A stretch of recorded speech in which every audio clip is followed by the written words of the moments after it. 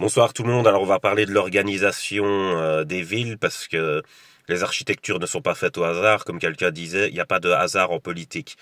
Alors nous à l'école on a appris l'organisation des villes américaines pour bien nous rappeler qu'on est une colonie américaine évidemment et qu'on n'est pas une nation. Donc on n'apprend même pas nos propres quartiers. Enfin c'est quand même assez incroyable. Et donc je vais expliquer le quartier américain. Vous avez le CBD qui est le Central Business District. C'est là où tous les gens vont travailler la journée. C'est le centre-ville. Alors, tu as les pauvres qui vivent en agglomération du centre-ville aux États-Unis. Nous, les pauvres, ils vivent au centre-ville, dedans. Là-bas, les rues et les bureaux sont vides la nuit, à part quelques SDF qui se chauffent autour des tonneaux et des trucs assis, comme on voit dans les films. Mais généralement, c'est super vide. Alors, c'est super dense démographiquement en journée, parce que comme tu vois dans les films, ils sont 50 à traverser au feu rouge sur des passages pour piétons géants, tu vois, que t'as pas ça ici. En Europe, c'est plus des petits passages piétons, il y a moins de gens, il y a moins de densité, etc. Alors aux États-Unis, ils ont conçu d'une façon un peu similaire à nous par rapport aux capitales. C'est-à-dire nos capitales ressemblent quand même aux métropoles américaines dans leur fonctionnement. En fait, les pauvres vivent en agglomération, donc on a appelé ça la banlieue, lieu de ban, lieu d'exclusion. C'est devenu ça pour les banlieues délabrées, c'est-à-dire où la misère s'est répandue et où l'industrie a déménagé. Donc il n'y a plus d'industrie. Ils vivent sans logistique. Mais par contre, aux États-Unis, on utilise le mot banlieue pour la banlieue pavillonnaire. Alors, parce que c'est encore plus loin, si tu veux. T'as la banlieue agglomérée au centre-ville, où vivent tous les pauvres et les esclaves. Et je dis bien esclaves, vous allez comprendre pourquoi. Et ensuite, beaucoup plus loin, tu as les riches, et ils vivent en banlieue pavillonnaire. Ça veut dire, eux, ils vivent dans des grosses villas et tout ça. Et après, ils ont des moyens de déplacement personnels, comme la voiture. Et donc, ils viennent travailler au CBD, et puis ils repartent chez eux. Et ils croisent très rarement la misère parce qu'ils ne font qu'y passer, si tu veux. La misère, elle est agglomérée au centre-ville aux États-Unis. Ils l'ont chassée en agglomération.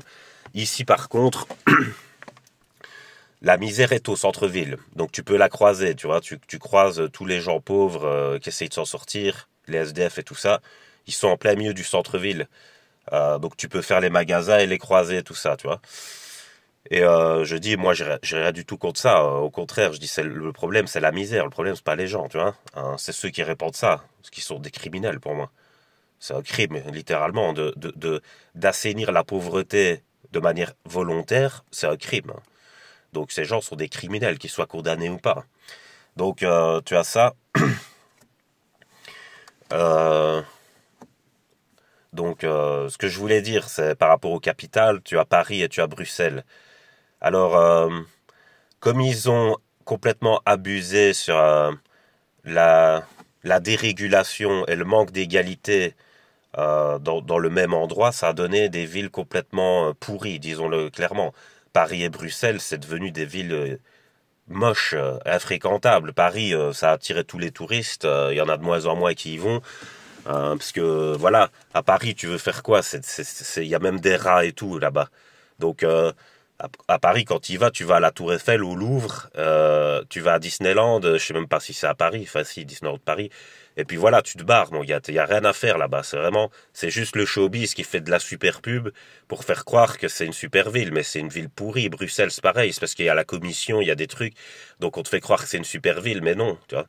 Pourquoi? Parce que c'est les riches qui ont transformé ces villes en cendriers. Qu'est-ce qu'ils ont fait?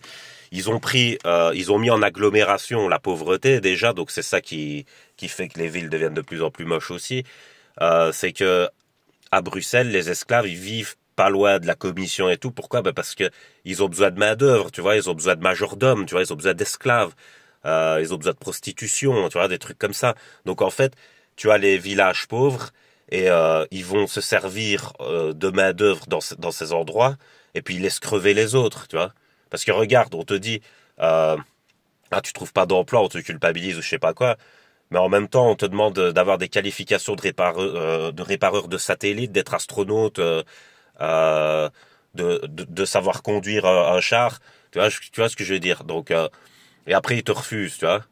Donc en fait, il crée la compétition entre les pauvres pour que les pauvres se soumettent le plus possible pour avoir la chance d'avoir accès à l'emploi pour servir les riches, tu vois. Et donc c'est les pauvres les plus sournois, les plus soumis, et ce que tu veux, qui rentrent dans le système. Tu vois, c'est ça qui se passe actuellement.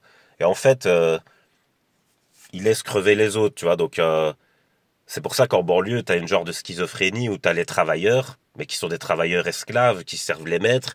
Et de l'autre côté, bah, tu as les pauvres qu'on a laissés et qui s'en sortent comme s'ils vivaient dans la jungle, tu vois. Et à Paris, tu as la même chose. C'est pour ça que tu as la banlieue parisienne, dite la banlieue délabrée où les gens sont exclus. Et c'est en plein dans Paris, tu vois. Parce qu'en fait, ils vont se servir en banlieue pour, euh, pour, euh, pour le showbiz, tu vois. C'est-à-dire, dans Paris, tu as tout le showbiz, tu as tout le Gotha, voilà. Euh, c'est pour ça que tu as une très bonne restauration aussi, parce que le Gotha aime la bonne restauration. Le Gotha mange au restaurant tous les jours, hein, t'inquiète pas, ils savent pas cuire des patates, hein, mon gars. Tu vois.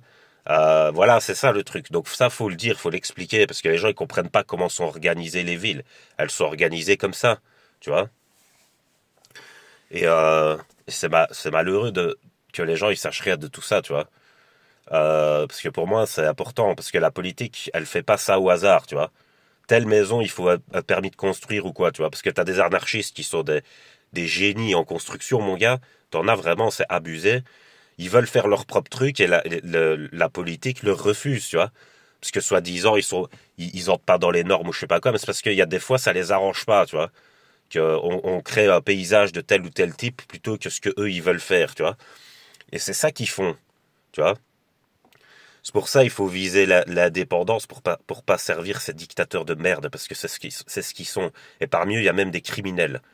Donc on est dans du fascisme moderne, tu vois. C'est les nouveaux nazis, tu vois. Et donc faut arrêter à un moment donné, tu vois. C'est vraiment horrible, les gens comme ça, c'est des gros pervers. Voilà, je voulais faire une vidéo sur ça parce que la plupart des gens, ils sont pas au courant. Ils vivent dans les villes et tout, ils regardent, ils comprennent pas pourquoi les choses sont ce qu'elles sont, pourquoi il y a des gens là, pourquoi c'est comme ça. Parce que c'est comme ça, les gens. Les riches, ils viennent faire leur business au centre, mais après, ils repartent chez eux, dans leurs endroits tranquilles, bien reculés, bien immenses, et ils croisent pas la misère. Et comme ils la croisent pas, ils ont un déni de fou par rapport à ça, comme si c'était pas à cause d'eux il y avait cette provenance. C'est un peu comme dans Little Buddha, avec le père de Bouddha qui veut lui cacher la misère, parce qu'il veut sortir du château, et son père veut pas, tu vois. Parce qu'il veut qu'il soit son héritier. Finalement, Bouddha, il voit des miséreux, il se rend compte de la supercherie et du monde horrible que son père a créé. Et c'est pour ça qu'après, il fait vœu de pauvreté, il s'en va, et il revient plus jamais. Il part en douce, et il revient plus jamais. Tu vois. Donc voilà, je vais vous laisser sur ça. C'est une bonne soirée.